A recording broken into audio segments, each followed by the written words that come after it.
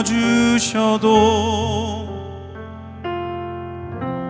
내 마음 한 자락도 지키지 못하는 이 모습 부끄럽습니다.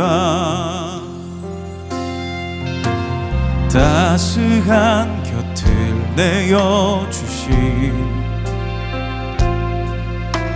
주님 앞에 나아갑니다. 표현 못할 긍휼로 나를 붙드시는 주 이름만 바라봅니다.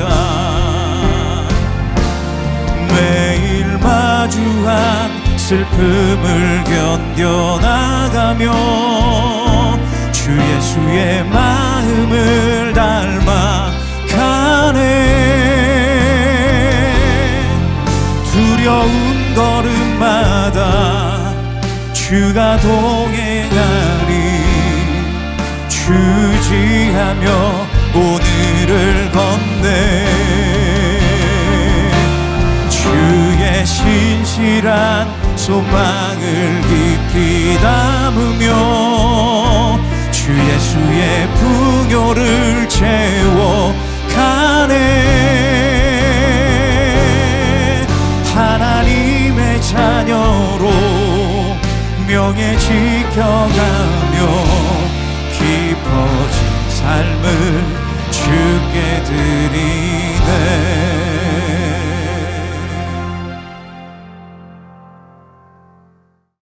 제30장. 히스기야가 온 이스라엘과 유다의 사람을 보내고 또 에브라임과 므낫세의 편지를 보내어 예루살렘 여호와의 전에 와서 이스라엘 하나님 여호와를 위하여 유월절을 지키라 하니라. 왕이 방백들과 예루살렘 온 회중과 더불어 의논하고 둘째 달에 유월절을 지키려 하였으니 이는 성결하게 한 제사장들이 부족하고 백성도 예루살렘에 모이지 못하였으므로 그 정한 때에 지킬 수 없었음이라. 왕과 온 회중이 이 일을 좋게 여기고 드디어 왕이 명령을 내려 브엘세바에서부터 단까지 온 이스라엘에 공포하여 일제히 예루살렘으로 와서 이스라엘 하나님 여호와의 유월절을 지키라 하니 이는 기록한 규례대로 오랫동안 지키지 못하였습니다. 보발꾼들이 왕과 방백들의 편지를 받아가지고 왕의 명령을 따라 온 이스라엘과 유다에 두루 다니며 전하니 일렀으되 이스라엘 자손들아, 너희는 아브라함과 이삭과 이스라엘의 하나님 여호와께로 돌아오라. 그리하면 그가 너희 남은 자 곧 아수르 왕의 손에서 벗어난 자에게로 돌아오시리라. 너희 조상들과 너희 형제같이 하지 말라. 그들은 그의 조상들의 하나님 여호와께 범죄하였으므로 여호와께서 멸망하도록 버려두신 것을 너희가 똑똑히 보는 바니라.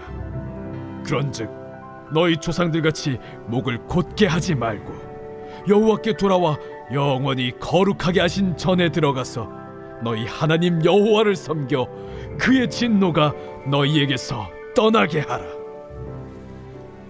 너희가 만일 여호와께 돌아오면 너희 형제들과 너희 자녀가 사로잡은 자들에게서 자비를 입어 다시 이 땅으로 돌아오리라.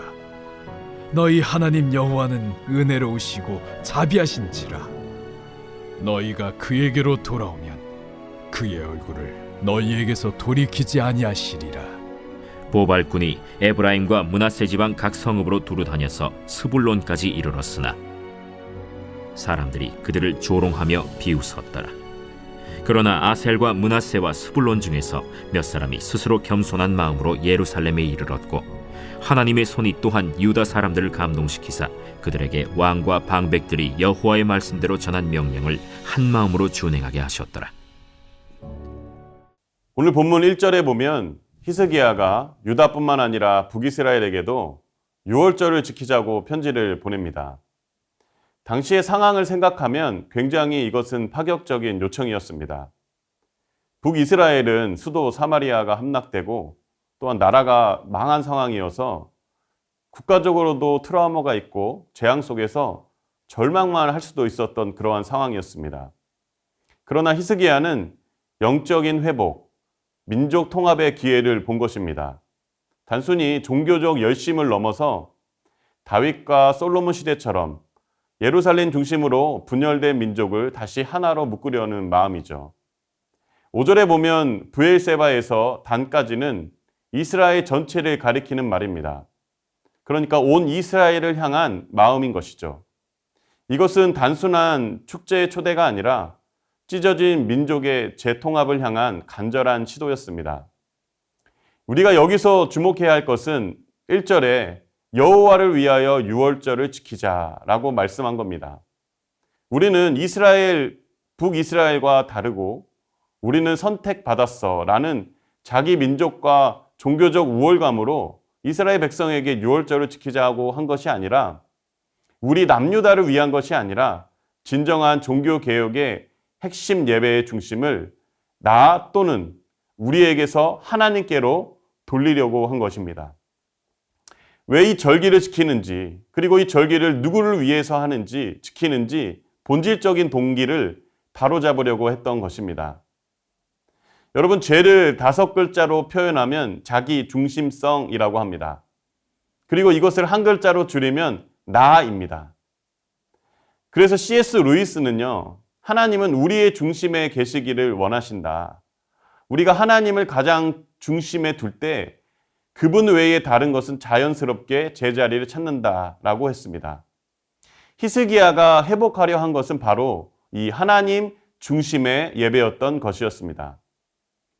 우리의 예배도 돌아보았으면 좋겠습니다. 사람 중심인가? 자기 중심적인 예배인가? 아니면 하나님이 중심이 되시는 예배인가? 누구를 위하여 드려지고 있는가? 우리가 또 생각해 봐야 할 것은 유월절은 원래 첫째 달 14일에 드려져야 하는데 둘째 달 14일에 드려집니다. 굉장히 위험해 보일 수도 있죠.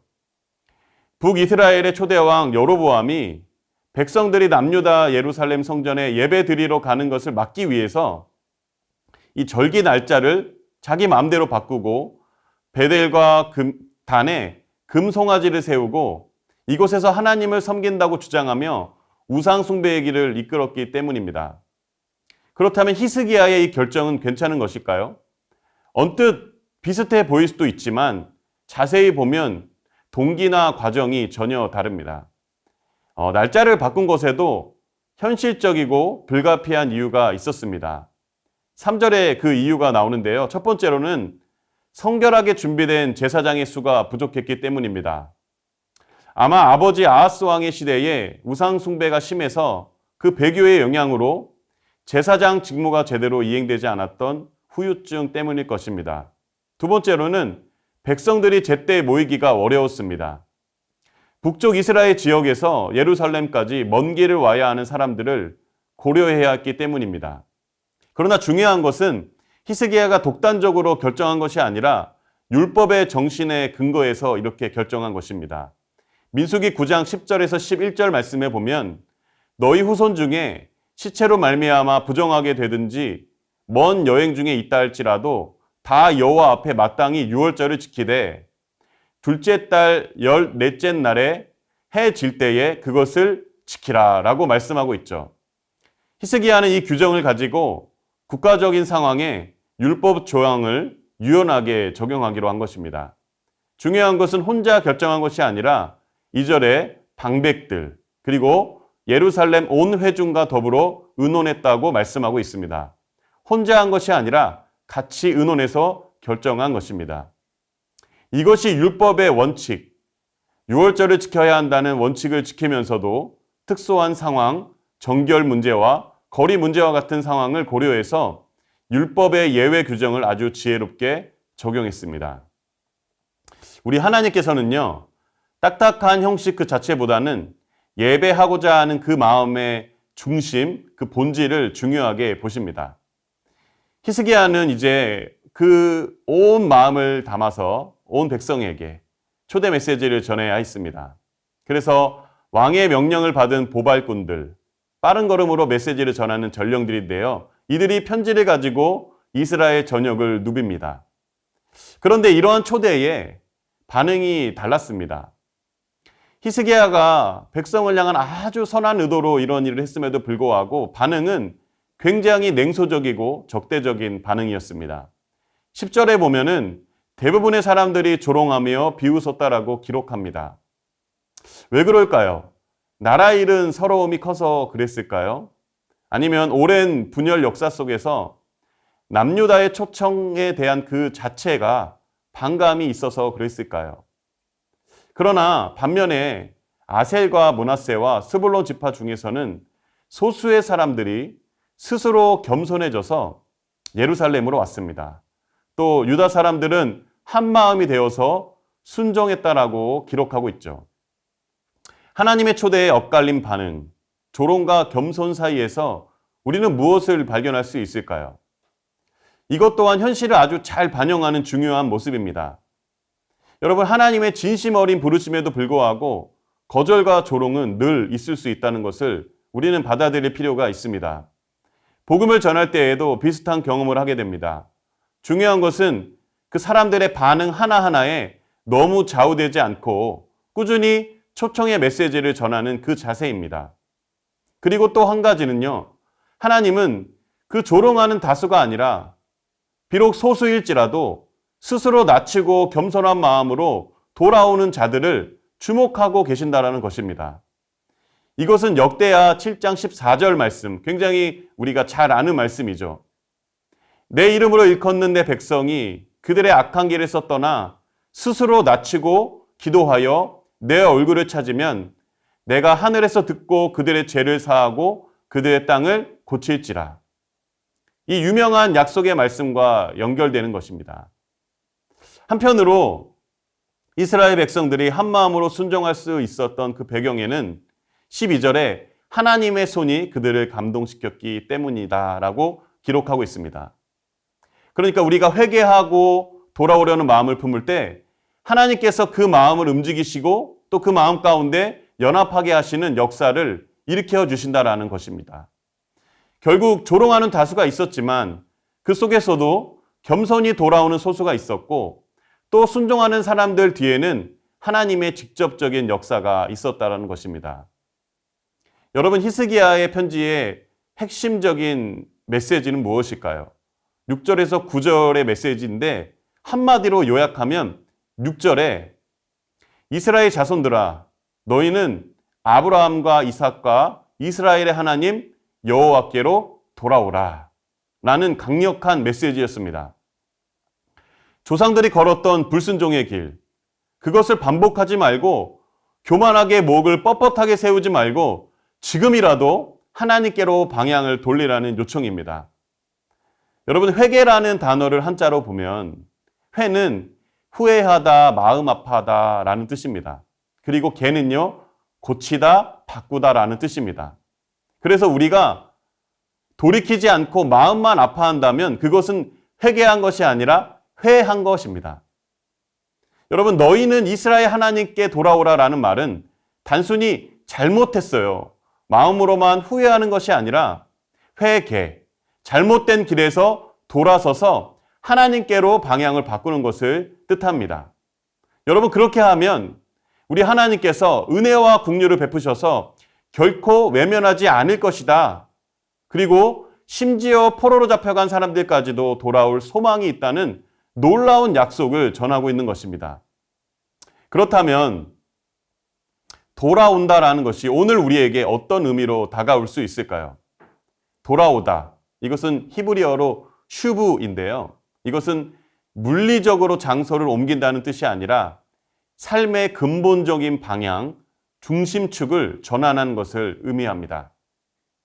세상의 기준, 성공의 척도, 다른 사람들의 평가에 묶여서 종노릇하듯 살아가는 경우가 굉장히 많이 있는데 이 돌아온다라는 의미는 세상의 기준에서 벗어나서 하나님의 기준, 즉 변하지 않는 진리를 따라서 살기로 결단하는 것입니다. 요한복음 8장 32절 말씀에 진리를 알지니 진리가 너희를 자유롭게 하리라. 이 약속이 여기에 연결되는 것입니다. 진리이신 하나님께로 돌아갈 때 비로소 세상이 주는 어떤 헛된 멍에에서 벗어나 참된 자유와 안식을 누릴 수 있게 됩니다. 예배의 회복, 관계의 회복, 삶의 진정한 회복은 모두 하나님께로 돌아가는 데에서부터 시작합니다.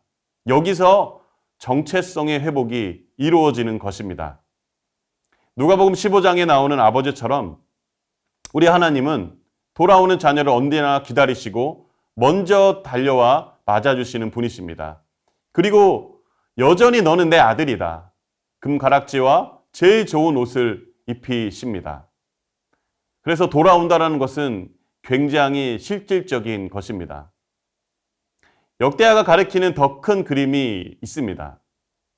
돌아온다는 그 그림은 장차 예수 그리스도 안에서 절정을 이루게 됩니다. 히스기야 시대의 유월절은 사실 장차 오실 예수 그리스도를 미리 보여주는 그림자와 같습니다. 어린 양의 피가 발린 집을 죽음의 재앙이 넘어갔듯이 패스오버. 예수 그리스도의 십자가 보혈은 우리를 영원한 사망과 심판에서 구원합니다. 그 피의 공로를 믿음으로 받아들일 때 우리는 죄와 죽음의 속박에서 해방되는 것입니다. 예수 그리스도를 믿음으로 하나님께 나아갈 때 그때 우리는 잃어버렸던 하나님의 자녀인 신분과 특권을 회복하게 되는 것입니다. 히스기야가 그토록 바랬던 남북 이스라엘의 연합도 그리스도 안에서 새로운 의미를 찾게 됩니다. 연합의 소망은 그리스도 안에서 이루어지는 하나님 나라 백성의 완전한 연합을 예표한다고 볼 수 있습니다. 그리스도 안에서 유대인, 이방인, 남유다, 북이스라엘 혹은 오늘날 우리가 마주하는 어떤 민족적, 사회적, 문화 장벽들도 다 허물어지고 하나님의 한 가족, 한 백성이 되는 것입니다. 히스기야가 꿈꾸었던 민족의 영적 재통합은 사실 온 인류가 예수 그리스도를 통해서 하나님의 자녀로 연합되는 더 크고 놀라운 하나님 나라의 비전을 미리 보여준 것이라고 할 수 있습니다. 오늘 히스기야 6월절 초청 사건을 통해서 실패 속에서도 회복의 길을 여시는 하나님, 형식 너머의 중심을 보시는 하나님, 무엇보다 돌아오기를 기다리시는 하나님의 한결같은 사랑과 그 은혜, 그리고 이 모든 것을 예수 그리스도 안에서 완성하신 그 복음을 함께 확인할 수 있었습니다. 사랑하는 성도 여러분, 우리가 예배하는 자리에서 정체성을 회복하게 됩니다. 예배하는 자리에서 하나님을 나의 하나님, 예수 그리스도를 나의 구주, 그리고 성령님을 고백하며 우리의 주인으로 모시게 됩니다. 그때 우리의 정체성이 회복되는 것을 경험하게 됩니다. 우리의 모든 삶의 여정에서 예배함으로 우리에게 새로운 정체성을 주시는 하나님과 동행함으로 삶의 모든 여정에서 승리하시는 저와 여러분 되시기를 간절히 소망합니다. 기도하겠습니다. 형식보다 마음의 중심이 하나님께 향한 참된 예배가 되게 하소서. 아멘. 조롱과 무관심 속에서도 하나님의 부르심에 순종하게 하소서. 아멘. 그리스도 안에서 참된 자유와 하나님의 자녀됨을 누리게 하소서. 아멘. 이어서 행복축제를 위해서 기도하겠습니다.